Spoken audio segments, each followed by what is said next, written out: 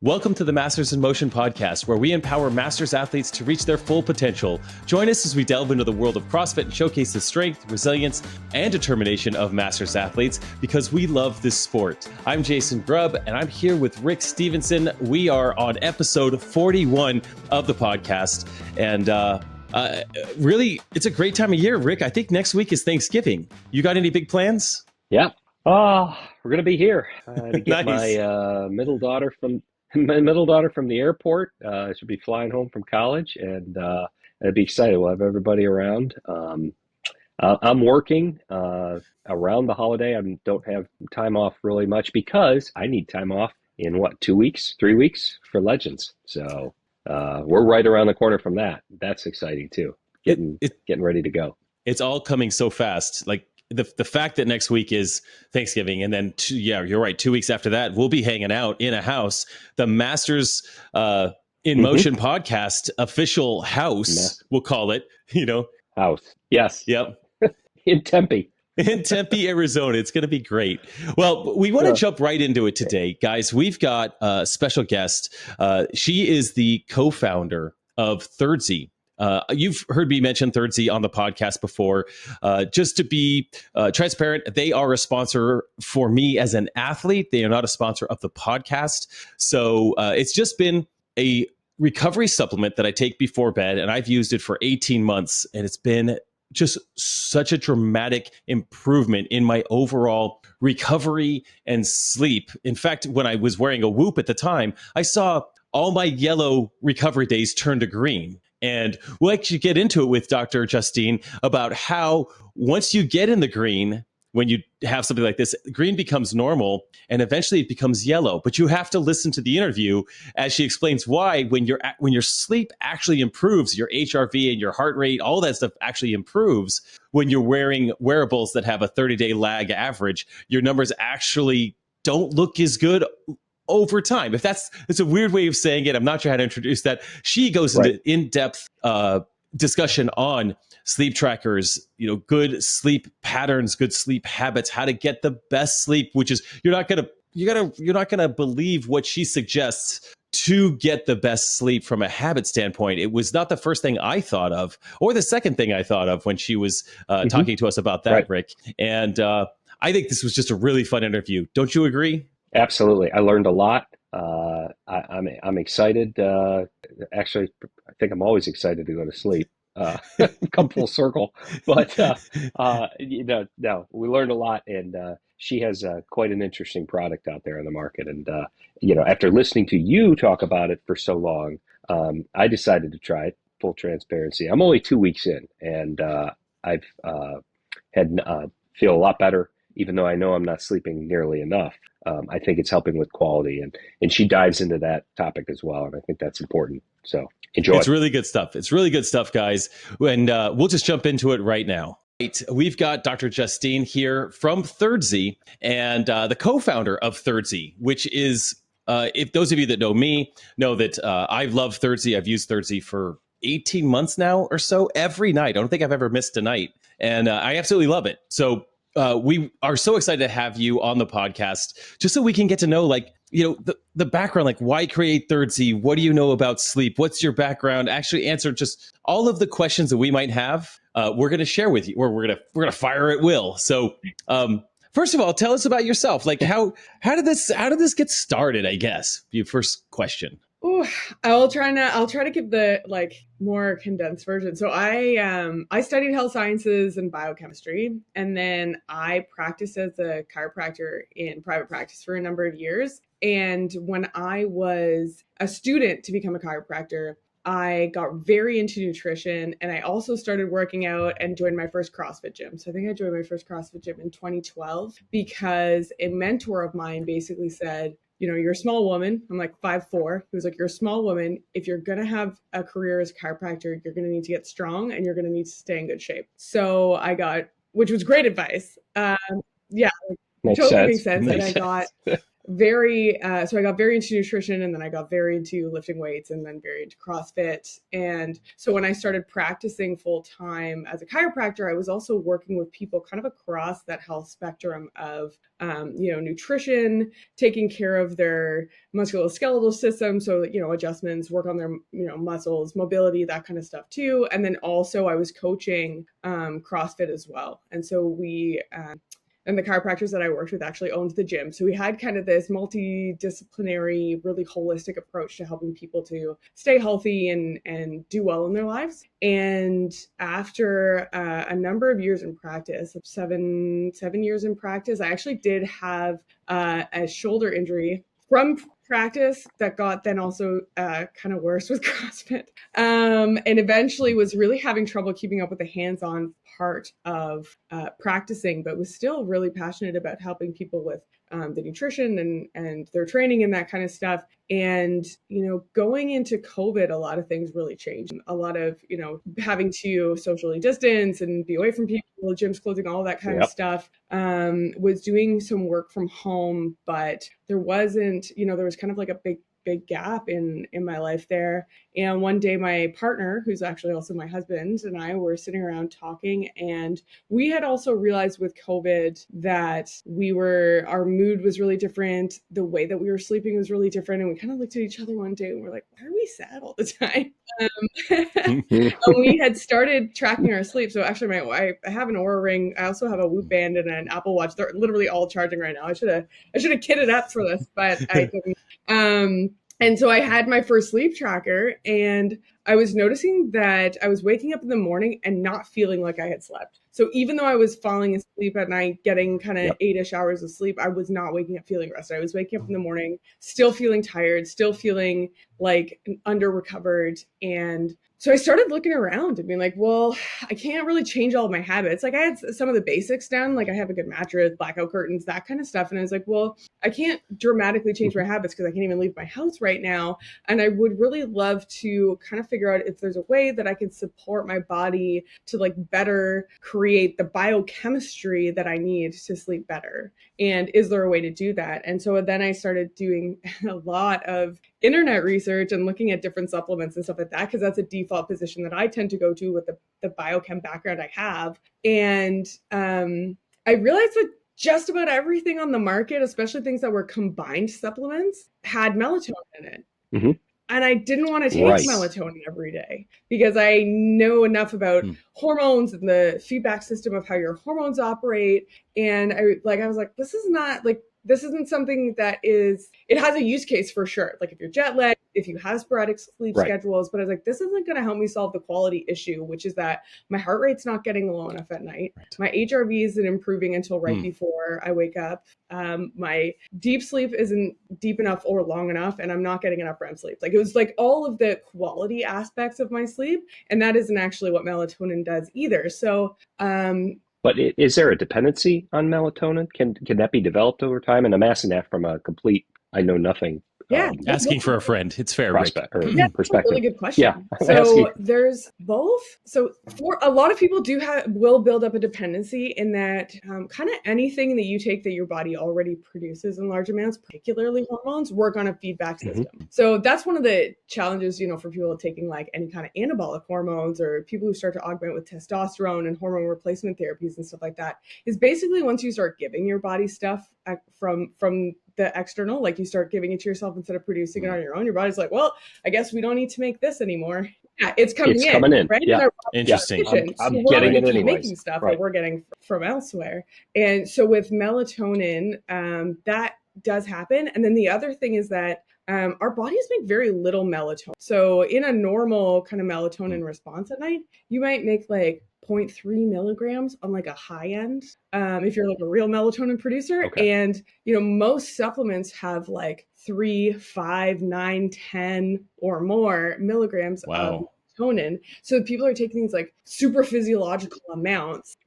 Yeah, many like times many X what you could times even be X what your producing. body would naturally produce. And that also creates a problem where you're just like bombing your system with way more than it would normally need. So that can also create an issue where you're really overshooting your circadian rhythm, like you're overshooting that signaling for your body. So some people also will find that they feel like really groggy in the morning, or they end up with really weird Right.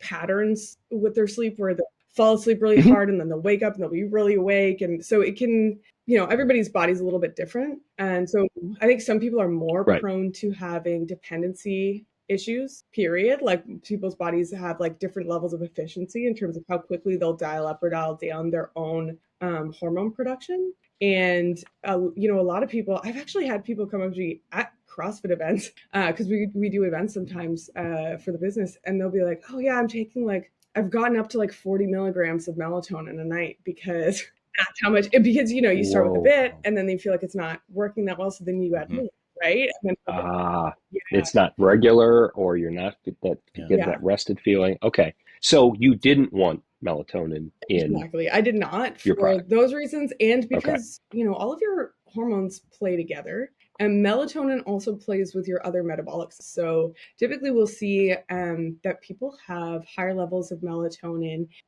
during like the winter months, where you also see changes in your metabolic system where you're storing more Yep. body fat, your blood sugar regulation changes. There's also a critical function of melatonin when it comes to puberty. And so in children, they produce much higher levels of melatonin up until they start to transition into puberty. And then that actually goes down when all of the rest of your other hormones come on board and go up. So there is some theory around melatonin actually suppressing your other sex hormones as well, which particularly for say like masters athletes who are trying to maintain those sex hormones because they're so important for staying anabolic and aging well and keeping your muscle mass and all things. You don't really want to be taking a lot of stuff that's going to be suppressing those systems. Right. No.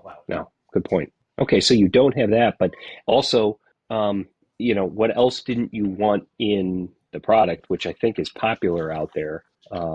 Any CBD or anything like that, right? I mean, that seems to be, for a while there, that was the thing. cool ingredient, catchphrase, whatever you want to call it. But your product is free of that. Free of that and interestingly, that wasn't as much of like I don't think we should put it in here because I see a lot of red flags with it. For me, it was just I tried using CBD. I live in Canada. Lots of different types of cannabis products are available to us here legally. And I had, I tried a bunch of different CBD products, and I didn't find that they particularly had an impact on the parameters of my sleep that I was tracking or the way that I was feeling. So it was just when I was building the product, I really built something that worked for me.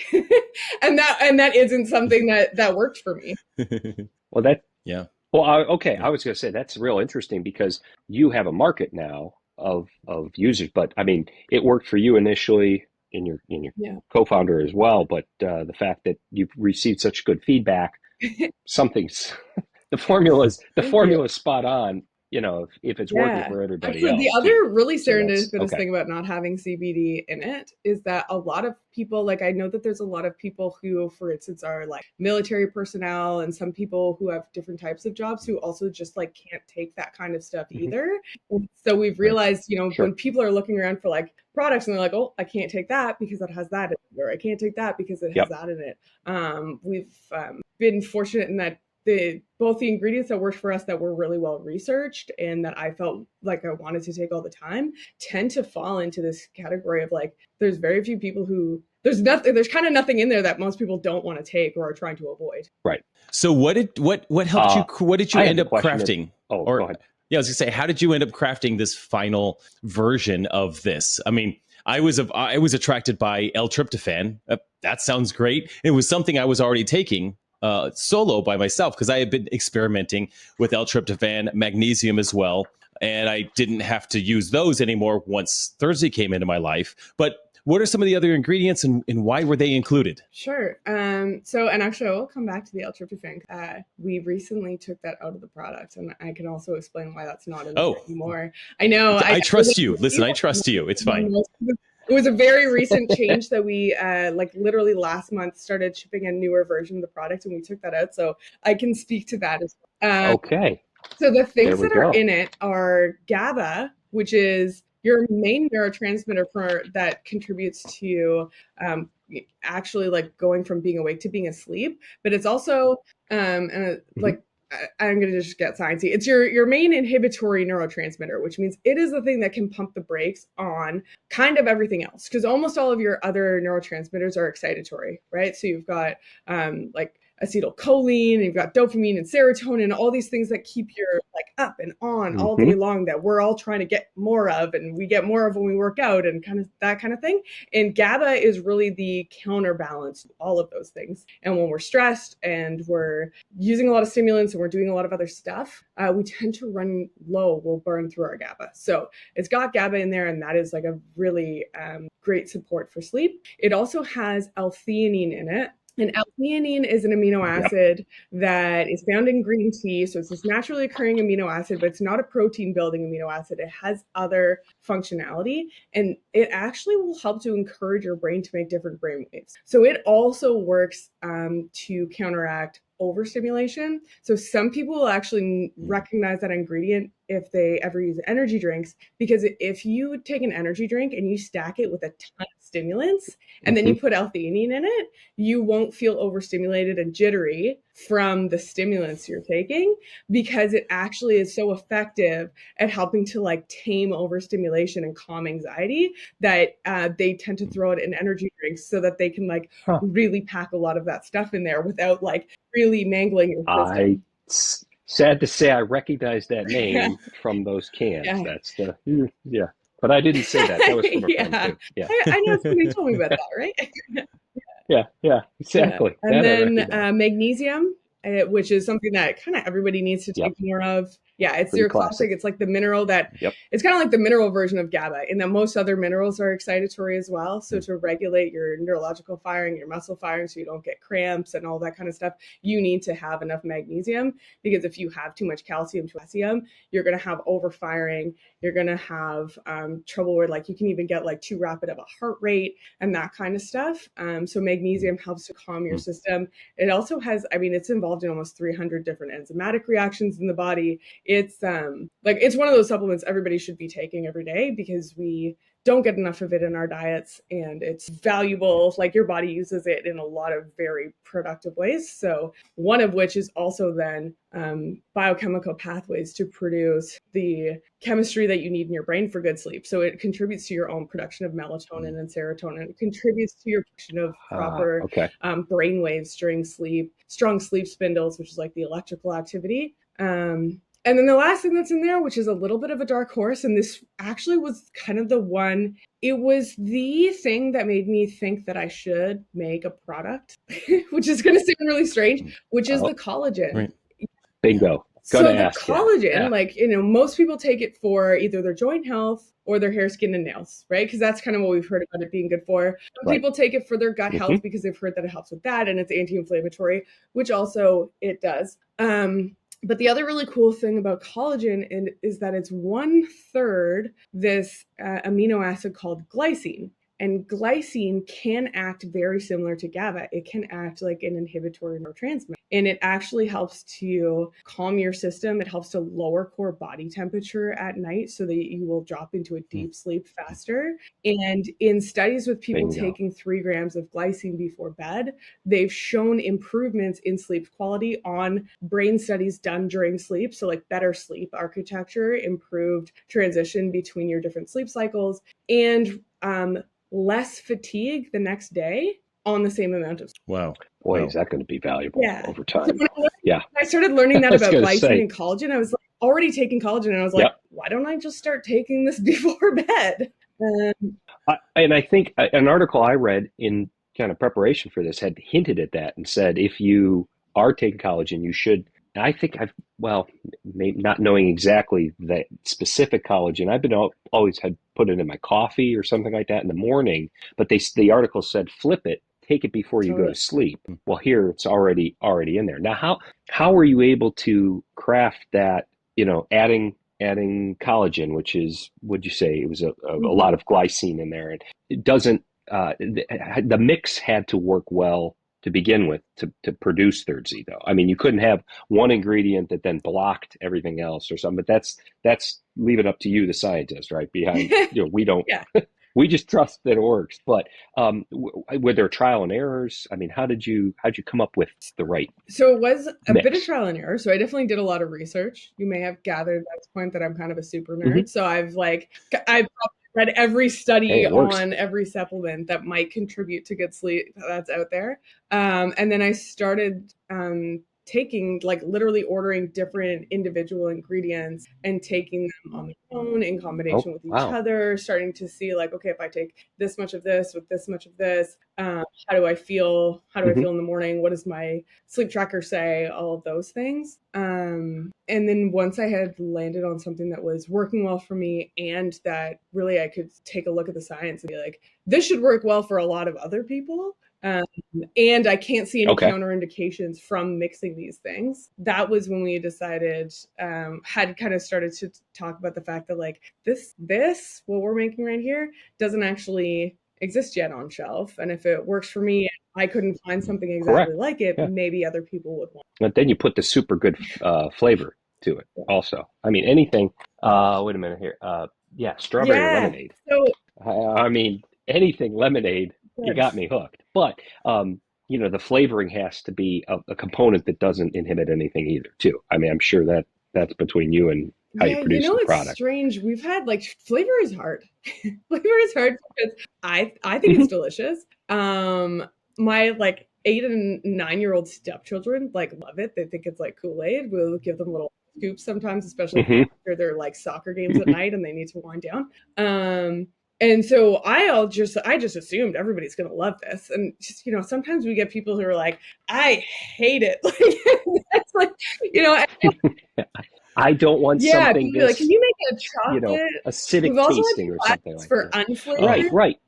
People think about hot chocolate at night or something like that. And then I think that's where we get that chocolate feel, like, everything for bedtime has to be chocolate or caramelly or something sweet. That whatever triggers in your brain sweetness. But right now, this is working. Okay, so I'd say the comments, the positives outweigh the negatives. And the reason we went fruity and not chocolatey is because of the amino acids that are in it. And so I had also bought and tried, like, every collagen powder on the market, and I found that, like, most of the, like, vanilla, chocolate, caramel flavors all kind of had a weird, like, kind of aftertaste that I wasn't really into, and never ended up being ones that I particularly enjoyed. And again, subjective, everybody's got different taste buds. But I also then talked to some food scientists and flavor people, and, fruit and slightly bitter flavors go really, really well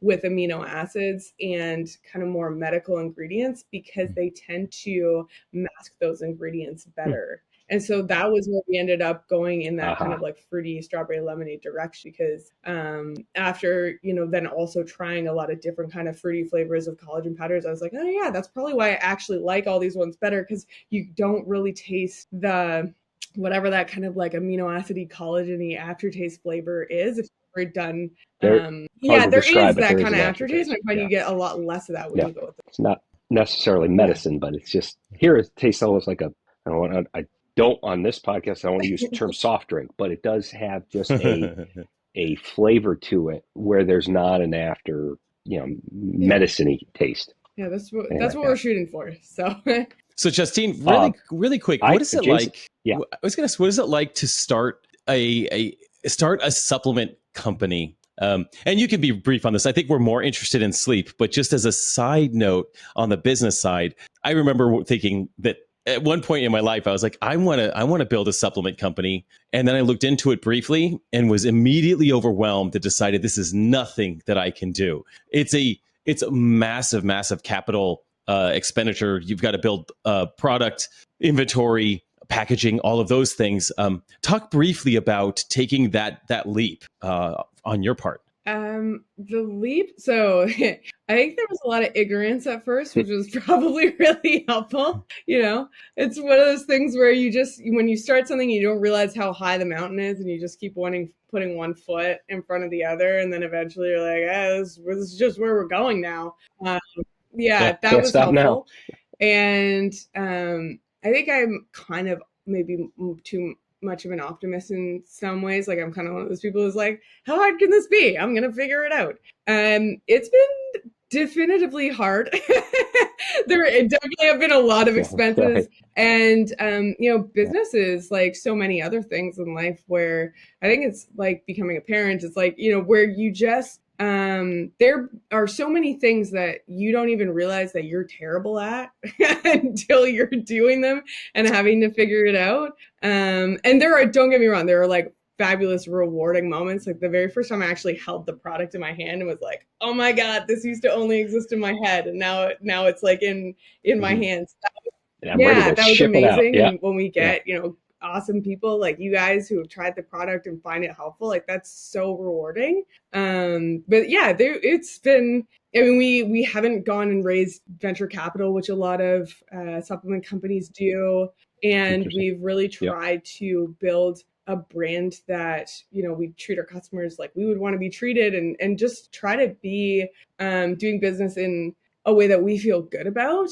So I think we've maybe in some ways grown slower than maybe some other people would have if they had different resources, skill set, and all of those things. But we're moving forward, and we've managed to do something that enough people like that we actually do have a business. The first year in business, our whole thing was, is this a business? Like, is this a problem people want to solve?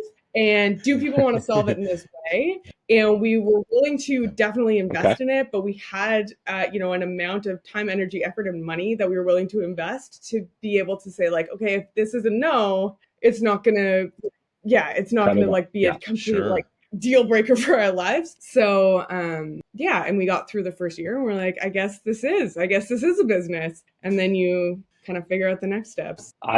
Questions about sleep? Jason, you want to? I know I've got a few myself. But. I do. So, Justine, not everyone has studied sleep the way you have. So, besides taking something like Thirdzy about an hour before bed, because that's going to give us, something that we can ingest to maximize our recovery while we're sleeping. What are some other best practices before bed or throughout the day to help us get into that correct pattern? Like, what are things that you've tested, or what have you learned? What can you share with us and our audience to just make sleep, as masters athletes, we need it so badly. We need good sleep. So how can we do that? Oh, yeah. What are some things we can do? Number one, like more important than anything else, more important than any supplements you could be taking, anything else you're going to do, is consistency, right? And I know it sounds so obvious, but like the research is unanimous across the board, whether you have major sleep pathology, that's like insomnia, whatever, or you're just trying to sleep a bit better. If you can get in the habit of going to bed at the same time every day and waking up every day, you are training your body to do that process on a more regular cadence, and your body will get better. So that's like number one is timing, like consistency and timing. And then number two is actually exposure to sunlight. So I think a lot of people think about avoiding lights at nighttime. And certainly that is important, right? Like getting your blue light block, like you can go for it. Like get your blue light blockers, get your screen thing set up to turn orange, like do all that stuff, dim the lights at night. That is going to be helpful. But actually getting a lot of bright sunlight during the day is better for entraining your circadian rhythm than even avoiding blue lights at nighttime. So particularly getting early morning sunlight is very helpful. That is like the core anchor for your body's daily rhythms. And even if you can't do that, getting some natural sunlight during the day is going to help your body to better entrain itself to the day-night rhythms, and definitively contributes to your brain working better. Even like your body temperature regulation, which most people don't think of. Body temperature regulation also, and the fluctuations throughout the day follow a daily rhythm that also contributes to your hormone pulsing at the right time, which is important for sleep. And the key thing there is actual real natural sunlight. And so for people who are in the northern Yeah. hemisphere in the winter, like that sucks to hear because it's hard to do. But it's really, really important for getting good sleep. Then work in an office all day, and you're sneaking outside just to, when you do get those rare sunny days, just to stare up at the sun and just I have to take a walk just to Totally. feel that sun on you, even though it's 40 degrees You're or like something. just like going out with this much of your skin exposed so you can see it. I don't care. Yeah. Just give me the sun. A little different than listening to Jason talk about your sun, though. But hey, we make do with what we can. So, how about duration? Because you can't pick up a CrossFit related article on sleep without and I don't know if it's written for everybody or if it's written for the younger folks or maybe masters athletes, but yeah, longer the better. Have to focus on this. But if you're being consistent and you're training your circadian rhythms to fire at the right time, does duration of sleep matter as much, or can you still get quality sleep if I'm 6 hours and Jason's 8 hours every single day? There's a big genetic component, but there is a lower limit. Like pretty much anybody getting less than 6 hours, I don't care what they tell you about how they feel, they're not getting enough. Like less than 6 hours, even for like the genetic freaks who are like hyper efficient sleeper, they are not getting enough. So that's the lower limit of being able to really like be healthy and thriving is definitely 6 hours. The amount of sleep that you need is also not even finite within the same person, right? So if you're exposing yourself to more stressful situations, whether they're physically stressful situations, emotionally stressful situations, you need more sleep because your body needs more time to recover from those, and not just like the rebuilding anabolic phase, but literally like your brain needs time to process and kind of like emotionally regulate in a way that's different than when you're not stressed. So it also kind of depends on like what phase of your life you're in and what's going on day to day. If you're, obviously this one's kind of obvious, but if you're sick or your body's fighting something off, you're going to need a bit more. We seasonally tend to have changes in our sleeping patterns where we actually need a little bit less sleep in the summer and more in the winter. Your body kind of like winterizes itself. It's also so stressful. Hibernates. Yeah, we hibernate. But yeah, I think carving out, so the 8 hours is kind of a guideline, and there's definitely people who need less and there's definitely people who need more. But it's also going to have fluctuations within the individual, depending on, all those factors that I just went through. So I think having consistency, as I was saying, in terms of the amount of time that you carve out for yourself, and then allowing your body to then dictate within that time frame, like, okay, I'm going to get into bed, I'm going to do the wind down, I'm going to get into bed at like 10 o'clock and, plan to be up by 6. And if my body wakes up a bit before that, great. Maybe I need to sleep a little bit past that. Great. You know what I mean? Just allowing your body to then kind of like take from that like buffet of time that you're allocating for rest, I think is for people who can do that, the healthiest way for them to get the rest that they need on a regular basis. Interesting.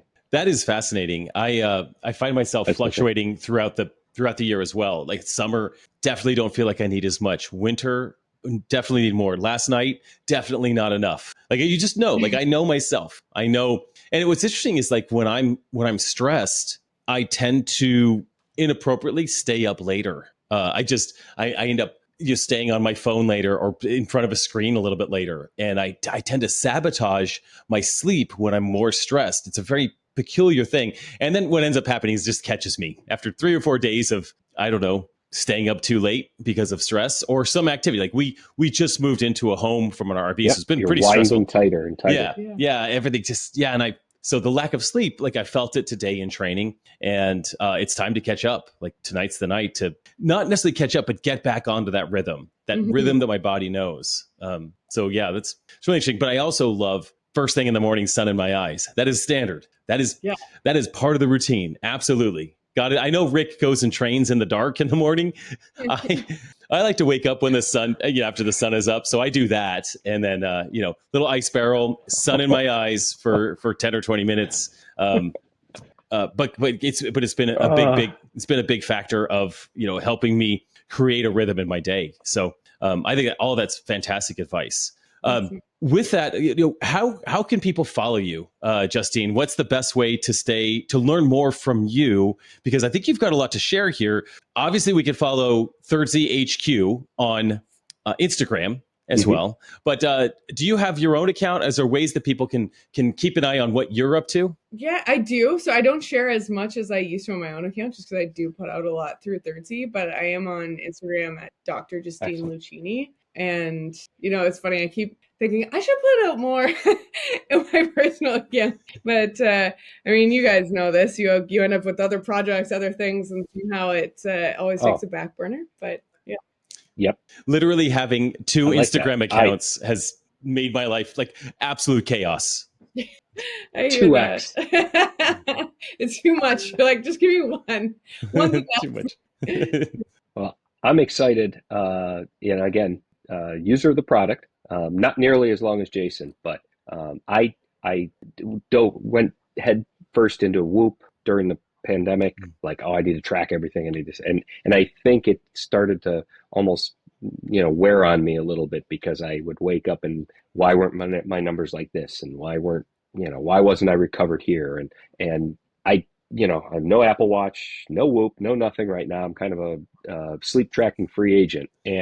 But that next stage is I do want to put some data behind, the better quality sleep, because I think just 2 weeks into it, I texted Jason the next morning after this first night. I was like, holy cow, I didn't wake up once during the night. I was like, is this real? And it comes and goes, how I feel in the morning after this. But again, everybody's results are going to be certainly different. But the fact that you put the science behind this, I think gives all of us a great deal of confidence in Thirdzy, and excited for your continued success. Can I give you a little tidbit on some of your sleep tracker data? Just if you do go back to using a tracker.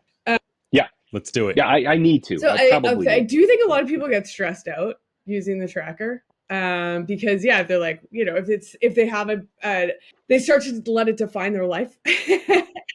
Correct. I have to train today, but I'm not in the green. I don't know. So I can't do this. I forget. One of the things with the trackers that I have found really interesting is how their little algorithms work. And so of the ones that I have, the Oura Ring is my preferred device, even though it's not a great activity tracker and you can't wear it at the gym because it's a ring. But the reason I like it is because it gives you more visibility into your actual physiological markers. So you can see your heart rate throughout the whole night, your average heart rate when you reach your lowest, and you can see your heart rate variability through the whole night. And so the metrics on phases like REM sleep and deep sleep are probably the worst functionality for all of the sleep trackers. They just don't do a great job of that because they're not actually measuring brainwaves. So they're using things like heart rate, body temperature, and movement. And we're all really different in how well our bodies actually gate those things, dependent on your sleep cycles, that kind of stuff. Yeah. So that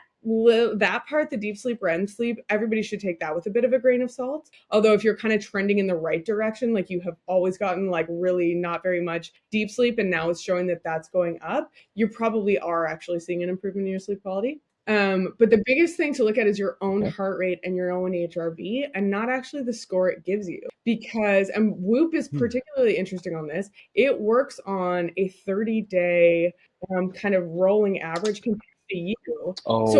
Your metrics actually get better, your scores get worse, because you have to be outlier better to be in the green. And so scores that used to get you, or physiological markers that used to get you in the green, will now only get you in the, as your actual quality of sleep and your own biomarkers get consistent better, your scores will actually level out and look worse. I feel better about that, I think. So that's an interesting sleep tracker fact. It's like, depending on how they calculate those scores, and a lot of them do give you a moving target for what you do in the green. So it can be frustrating where you're like, I feel like I'm sleeping great, but it's only at 70. Yeah, like, what the heck? Yeah.